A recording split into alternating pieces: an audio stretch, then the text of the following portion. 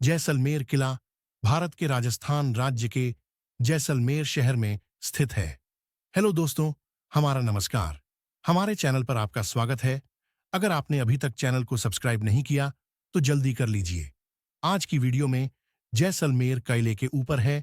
यह दुनिया के बहुत कम जीवित किलों में से एक है, जैसे कि कारकासोन, फ्रांस, क्योंकि पुराने शहर की लगभग एक चौथाई आबादी अभी भी किले के भीतर रहती है। अपने 860 साल के इतिहास के बेहतर हिस्से के लिए किला जैसलमेर शहर था। कहा जाता है कि जैसलमेर की बढ़ती आबादी को समायोजित करने के लिए किले की दीवारों के बाहर पहली बस्तियां 17वीं शताब्दी में बनी थीं। जैसलमेर किला राजस्थान का दूसरा सबसे पुराना किला है, जिसे 1156 ईस्वी में रावल शासक जैसल ने बनवाया था, जिनके नाम पर इसका नाम पड़ा। और यह महत्वपूर्ण व्यापार मार्गों, प्राचीन सिल्क रोड सहित के चौराहे पर स्थित है। किले की विशाल पीले बलुआ पत्थर की दीवारें दिन के समय गहरे भूरे शेर के रंग की होती हैं, जो सूरज ढलने के साथ शहद सुनहरे रंग में बदल जाती हैं, जिससे किला पीले रेगिस्तान में छिप जाता है। इस कारण इसे स्वर्ण दुर्ग, सोनार किला या गोल्डन फोर्ट के नाम से भी जाना जाता है। सोनार किला बंगाली में स्वर्ण किले के लिए नाम पर्यटकों द्वारा इसी नाम की प्रसिद्ध बंगाली फिल्म के बाद लोकप्रिय हुआ, जिसे प्रख्यात फिल्म निर्माता सत्यजीत रे ने इस किले में शूट किया था। किला त्रिकुटा हिल पर महान थार रेगिस्तान के रेतीले विस्तार के बीच स्थित है, इसलिए इसे त्रिकूटगढ़ भी कहा जाता है। यह आज उस शहर के दक्षिणी किनारे पर स्थित है जिसका नाम इसके नाम पर है। इसका प्रमुख पहाड़ी स्थान इसके किले की विशाल मीनारें कई मील दूर से दिखाई देती हैं। 2013 में कंबोडिया के नोम पेन्ह में आयोजित विश्व धरोहर समिति के 37वें सत्र में जैसलमेर किले को राजस्थान के 5 अन्य किलों के साथ राजस्थान के पहाड़ी किलों के समूह के तहत यूनेस्को विश्व धरोहर स्थल घोषित किया गया था। किंवदंती है कि किले का निर्माण रावल जैसल, एक भाटी राजपूत, ने 1156 ईस्वी में किया था, में करवाया था। कहानी कहती है कि इसने लोधरुआ में पहले के निर्माण को पीछे छोड़ दिया, जिससे जैसल असंतुष्ट था, और इस प्रकार जब जैसल ने जैसलमेर शहर की स्थापना की तो एक नई राजधानी स्थापित की गई।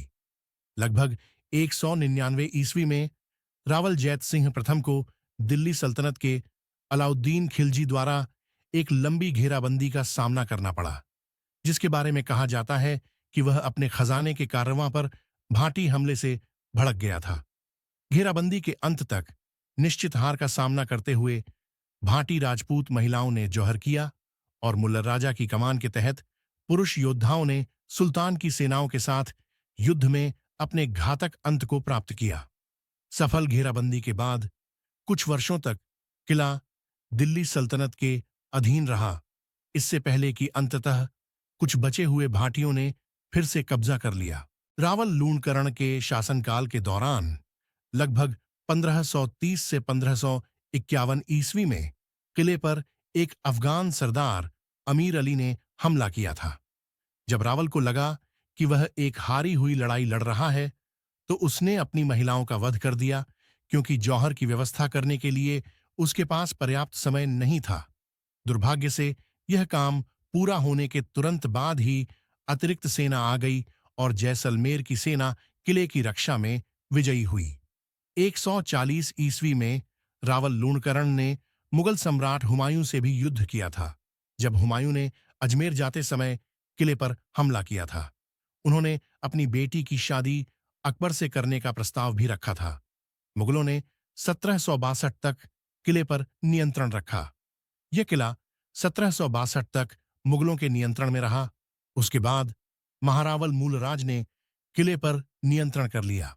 12 दिसंबर 1818 को ईस्ट इंडिया कंपनी और मूलराज के बीच हुई संधि ने मूलराज को किले पर नियंत्रण बनाए रखने की अनुमति दी और आक्रमण से सुरक्षा प्रदान की। 1220 में मूलराज की मृत्यु के बाद उनके पोते गज सिंह को किले का नियंत्रण विरासत में मिला। ब्रिटिश शासन के आगमन के साथ समुद्री व्यापार का उदय और बॉम्बे बंदरगाह के विकास ने जैसलमेर की क्रमिक आर्थिक गिरावट को जन्म दिया। स्वतंत्रता और भारत के विभाजन के बाद प्राचीन व्यापार मार्ग पूरी तरह से बंद हो गया। इस प्रकार शहर को अंतर्राष्ट्रीय वाणिज्य में अपनी पूर्व महत्वपूर्ण भूमिका से स्थायी रूप से हटा दिया गया। फिर भी जैसलमेर का निरंतर रणनीतिक महत्व भारत और पाकिस्तान के बीच 1965 और 1971 के युद्धों के दौरान प्रदर्शित हुआ। भले ही जैसलमेर शहर अब एक महत्वपूर्ण व्यापारिक शहर या प्रमुख सैन्य चौकी के रूप में कार्य नहीं करता है, फिर भी यह शहर एक प्रमुख पर्यटन स्थल के रूप में राजस्व अर्जित करने में सक्षम है। प्रारंभ में जैसलमेर की पूरी आबादी किले के भीतर रहती थी और आज पुराने किले में अभी भी लगभग 4000 लोगों की निवासी आबादी है, जो बड़े पैमाने पर ब्राह्मण और राजपूत समुदायों से आते हैं। इन दोनों समुदायों ने एक बार किले के भाटी शासकों के लिए कार्यबल के रूप में कार्य किया, जिसकी सेवा ने तब श्रमिकों को पहाड़ी की चोटी पर और किले की दीवारों के भीतर रहने का अधिकार दिया। क्षेत्र की आबादी में धीमी वृद्धि के साथ शहर के कई निवासी धीरे धीरे त्रिकुटा हिल की तलहटी में स्थानांतरित हो गए। वहां से शहर की आबादी बड़े पैमाने पर किले की पुरानी दीवारों से परे और नीचे की ओर घाटी में फैल गई है। किला 1500 फीट 460 मीटर लंबा और 750 फीट 27 मीटर चौड़ा है और एक पहाड़ी पर बना है, जो आसपास के ग्रामीण इलाकों से 250 फीट 76 मीटर की ऊंचाई पर है। किले के आधार में 15 फीट 4.6 मीटर ऊंची दीवार है, जो किले की सबसे बाहरी रिंग बनाती है। इसके ट्रिपल रिंग वाले रक्षा वास्तुकला के भीतर किले के ऊपरी बुर्ज या टावर एक रक्षात्मक आंतरिक दीवार परिधि बनाते हैं, जो लगभग 2.5 मील 4.0 किलोमीटर लंबी है।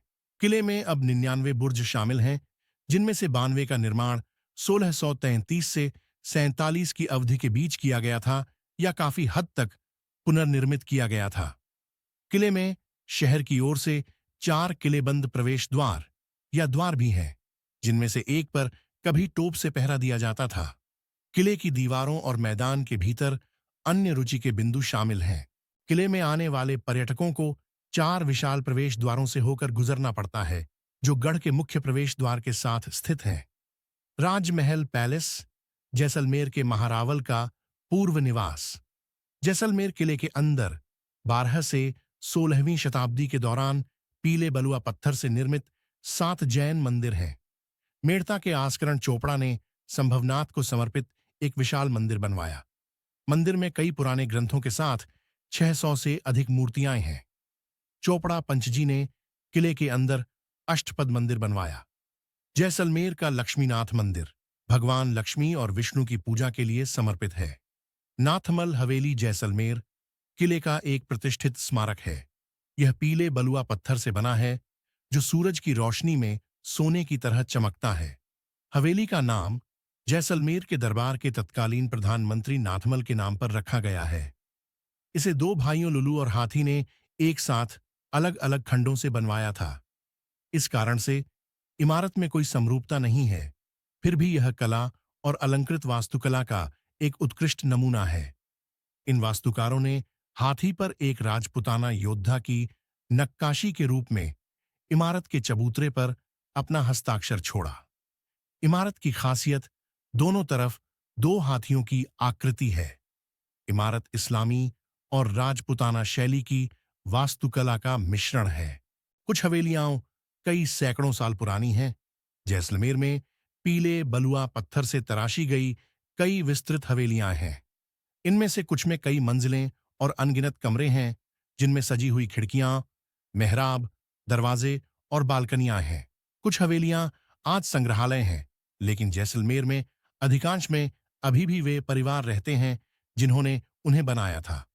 इनमें से एक व्यास हवेली है, जिसका निर्माण 15वीं शताब्दी में हुआ था, जिसमें अभी भी मूल बिल्डरों के वंशज रहते हैं।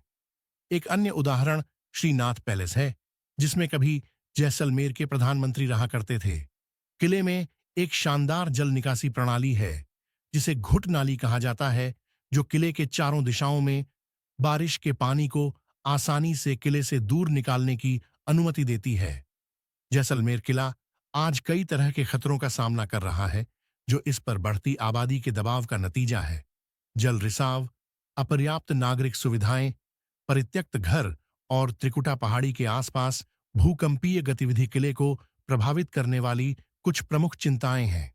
अधिकांश अन्य किलों के विपरीत जैसलमेर किला एक कमजोर, तलछटी चट्टान की तलहटी पर बनाया गया है, जो इसकी नींव को रिसाव के लिए विशेष रूप से कमजोर बनाता है। पिछले कुछ वर्षों में इसके कारण किले के महत्वपूर्ण हिस्से, जैसे कि रानी का महल या रानी का महल और बाहरी चारदीवारी के कुछ हिस्से, सुल्तान अलाउद्दीन खिलजी के शासनकाल के दौरान जैसलमेर पर हमला 1299 ईस्वी में शुरू हुआ प्रतीत होता है, जब इसके भाटी राजा जैत सिंह प्रथम शासन कर रहे थे। घेरे हुए किले ने हमले और घेरेबंदी को तब तक झेला जब तक कि आखिरकार भोजन और प्रावधानों की कमी ने इस मुद्दे को तय करने में अपनी अपरिहार्य भूमिका नहीं निभाई। इस समय तक जैत सिंह ने पहले ही अपनी जान गंवा दी होगी, जैसा कि परंपरा है, और उनके बेटे मूलराज ने ताज पहनाया। ये इस स्तर पर था कि जैसलमेर किले की महिलाओं ने जौहर किया, जबकि रावल मूलराज और उनके छोटे भाई रत्न सिंह के नेतृत्व में पुरुषों ने किले के द्वार खोल दिए और अंत तक लड़ते हुए मरने के लिए आगे बढ़े। कुछ स्रोतों से पता चलता है कि मूलराज की पहले की एक छापेमारी में मृत्यु हो गई थी। किसी भी स्थिति में एक बार जैसलमेर पर कब्जा हो जाने के बाद यह अगले कुछ वर्षों तक खिलजी के हाथों में रहा।